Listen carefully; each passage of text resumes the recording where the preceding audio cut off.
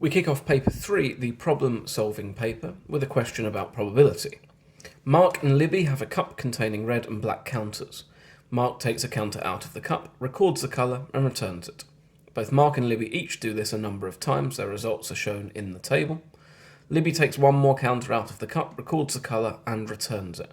So this return is important because it's telling me that I have a constant probability of getting red and a constant probability of getting black, because it's the same number of red and black counters every single time they take one out. Using Libby's results, work out an estimate for the probability she picked a red counter. So I need to use her results.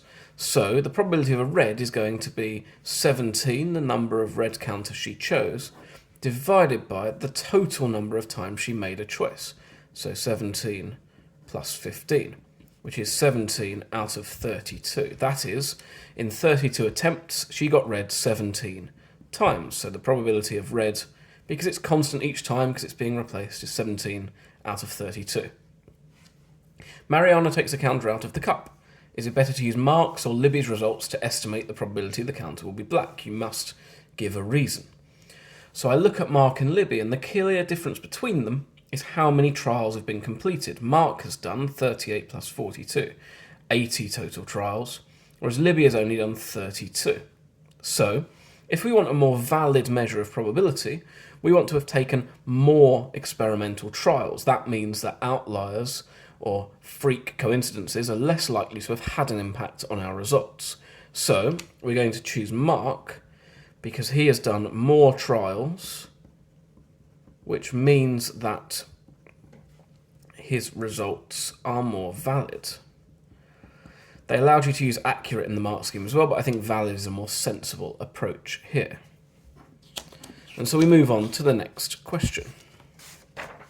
Question 2.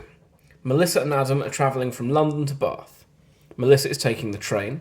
Her train is scheduled to depart London Paddington at 15:13 and arrive at Bath at 16:44. Adam is driving 115 miles from London to Bath. Adam says, if I travel at an average speed of 57.5 miles an hour, it will take me 2 hours to get to Bath. Is he correct? You must show you're working. So I'm going to work out that time. I know speed is distance over time, as long as I'm not accelerating, as long as my speed is constant. So I'm multiplying by time, Vt is equal to d, and I'm dividing by Vt is equal to d over v. Distance divided by speed. So the distance in this case is 115 miles. The speed is 57.5 miles per hour. And I have a calculator. 115 over 57.5 is indeed 2 hours. Just need to make sure all my units are the same. Miles, and hours. All works for me. Therefore, yes, he is correct, is my conclusion.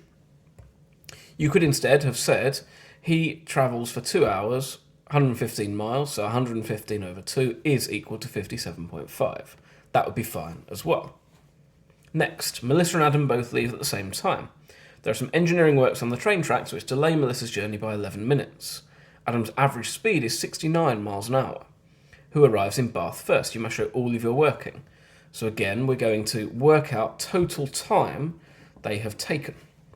Melissa, well, we know that Melissa, if there hadn't been engineering works, Melissa would have gone from 15:13 to 16:44. So I need to know how long that was.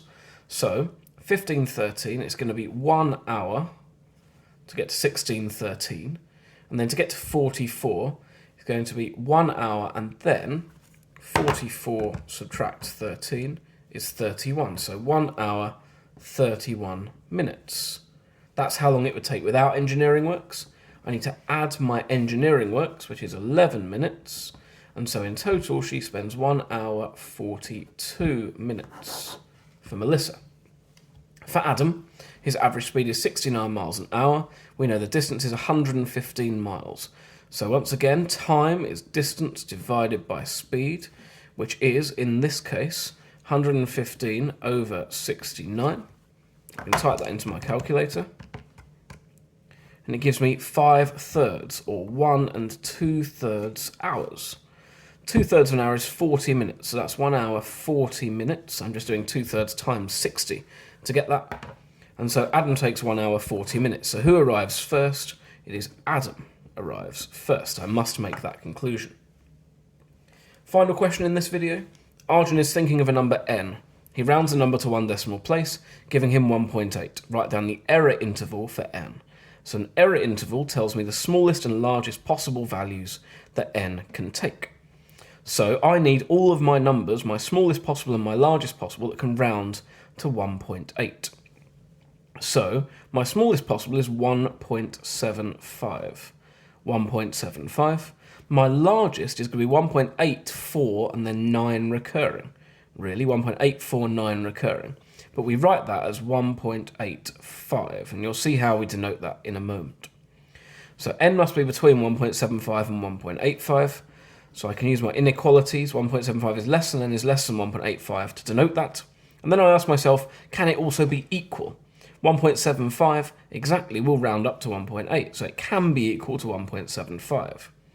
However, 1.85 exactly rounds up to 1.9, so it cannot be equal to, can only be less than 1.85. And that's how we show this error interval. 1.75 less than or equal to n is less than 1.85. In other words, n can be 1.75 and it can go up to an infinitesimally small amount away from 1.85, 1.49 recurring. So that's the first three questions sorted.